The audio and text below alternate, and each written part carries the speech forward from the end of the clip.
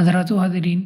رجب کے مہینے کے کیا فضائل ہیں اور کیا نبی کریم صلی اللہ علیہ وسلم سے اس ماہ میں خاص قسم کی عبادات ثابت ہیں؟ یاد رکھیے، رجب کے مہینے کی ایک ہی فضیلت ہے جو کہ ثابت ہے، اور وہ یہ ہے کہ یہ حرمت والا مہینہ ہے۔ رسول اللہ صلی اللہ علیہ وسلم نے فرمایا کہ سال کے 12 مہینے ہیں، اللہ تعالیٰ کے ہاں جو مہینوں کی گنتی ہے وہ 12 ہیں، ان میں سے 4 حرمت والے ہیں، 3 مسلسل ہیں، ذی القعدہ، ذی الحجہ، محرم، اور چوتھا جو ہے رجب ہے۔ تو رجب جو ہے حرمت والا مہینہ ہے، اللہ تعالیٰ کی طرف سے اس مہینے کو حرمت حاصل ہے، یعنی کہ اس ماہ میں اللہ رب العزت نے جن چیزوں کو حرام قرار دیا ہے، اگر کوئی ان کا ارتکاب کرتا ہے تو اس کی حرمت دوبالا ہو جاتی ہے، اور اگر کوئی اللہ تعالیٰ کی عبادات کو بجا لاتا ہے تو اللہ تعالیٰ کے ہاں اس کی وہ عبادات قابل قبول ہیں۔ اللہ تعالیٰ فرماتے ہیں فَلَا تَظْلِمُوا فِيهِنَّ أَنفُسَكُمْ، ان مہینوں میں اپنی جانوں پر ظلم نہ کرو۔ تو رجب حرمت والا مہینہ ہے، تو اس کو جس طرح کے باقی مہینے اللہ اور اس کے رسول کی عبادت اور اس کی اطاعت میں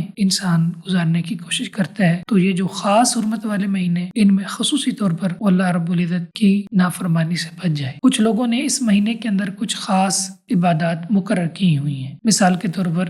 پہلے رجب کے پہلے ہفتے کے اندر یعنی جمعے کو صلاۃ الرغائب پڑھی جاتی ہے، جو کہ رسول اللہ صلی اللہ علیہ وسلم کی تعلیمات سے ثابت نہیں ہے۔ یہ نماز بدعت ہے۔ شیخ الاسلام امام ابن تیمیہ رحمہ اللہ اور اس کے علاوہ دیگر اہل علم نے اس کو خود ساختہ اور نئی یعنی خود سے گھڑی ہوئی عبادت قرار دی ہے۔ نبی کریم صلی اللہ علیہ وسلم نے اس کی تعلیم نہیں دی، صحابہ کرام نے اس چیز کو آپ سے نہیں نقل کیا، محدثین نے اس کو حدیث کی کتب کی زینت نہیں بنایا۔ اس کے علاوہ اس مہینے میں روزوں کا خاص اہتمام کرنا، بعض لوگ لکی روزے، ہزاروی روزے رکھتے ہیں، تو یاد رکھیے اس بارے بھی کوئی روایات ثابت نہیں ہے۔ جو روایات پیش کی جاتی ہیں وہ محدثین کے اصولوں کے مطابق سخت ضعیف ہے۔ امام ابن قیم رحمہ اللہ کی کتاب ہے المنار المنیف، اس میں وہ فرماتے ہیں کہ رجب کے روزے کے متعلق یا اس ماہ کی کچھ راتوں کے قیام کے متعلق جو بھی روایات پیش کی جاتی ہیں وہ جھوٹ ہیں، وہ ثابت نہیں ہے۔ اسی طرح ایک حنفی بہت بڑے عالم علامہ ملا علی قاری وہ فرماتے ہیں کہ رجب کے روزے کے بارے میں اور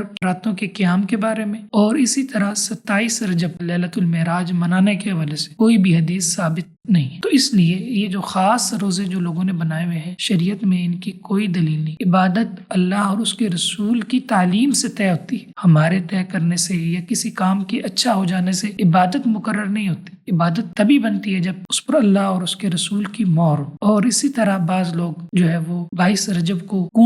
کنڈوں کے نام سے انہوں نے مشہور کر رکھی ہے، اور وہ طرح طرح کے کھانے پکا کر لوگوں کے یہاں تقسیم کرتے ہیں، تو یہ بھی دین میں اضافہ ہے، دین میں نیا طریقہ ہے، اور یہ ان لوگوں کا عمل ہے جن کا اللہ اور اس کے رسول کے دین کے ساتھ تعلق نہیں ہے۔ اسی طرح بعض لوگ جو ہے 27 رجب معراج کی رات اسے بنانے کی کوشش کرتے ہیں اور اگلے دن روزہ رکھتے ہیں۔ تو یاد رکھیے ائمہ تاریخ کا اس بارے میں سخت شدید اختلاف ہے کہ معراج کی جو رات یہ کیا 27 رجب کو معراج ہوا یا نہیں، یعنی شدید اس میں اختلاف ہے۔ حافظ ابن حجر رحمہ اللہ نے فتح الباری میں اس اختلاف کو ذکر کیا۔ صحیح بات یہ ہے کہ اس بارے ہمارے پاس کوئی ثبوت نہیں ہے۔ جن لوگوں نے اجماع کا دعویٰ کیا ہے ان کا اجماع بھی اس پر درست نہیں ہے، اور اس دن کو عبادت کے لیے، رات کو عبادت کے لیے خاص کرنا اور دن کو روزہ رکھنا یہ بھی قرآن و سنت اور نبی کریم صلی اللہ علیہ وسلم کی تعلیمات سے ہٹ کر ہے، جس طرح کے علامہ ملا علی قاری انہوں نے بھی اس کو جو ہے کہا ہے کہ یہ دین میں ایک اضافہ ہے، اس کی کوئی سند نہیں۔ تو ہمیں چاہیے کہ ہم وہ عبادات کریں جو اللہ اور اس کے رسول کی تعلیمات کے مطابق ہیں، جو صحیح سند سے ثابت ہیں، اور اپنے دامن کو جھوٹی روایات سے، ضعیف روایات سے بچائیں، اور اپنے ہر عمل کی بنیاد صحیح حدیث پر رکھیں۔ یاد رکھیے دنیا کے معاملات میں ہم اتنی تحقیق کرتے ہیں، یہاں تو معاملہ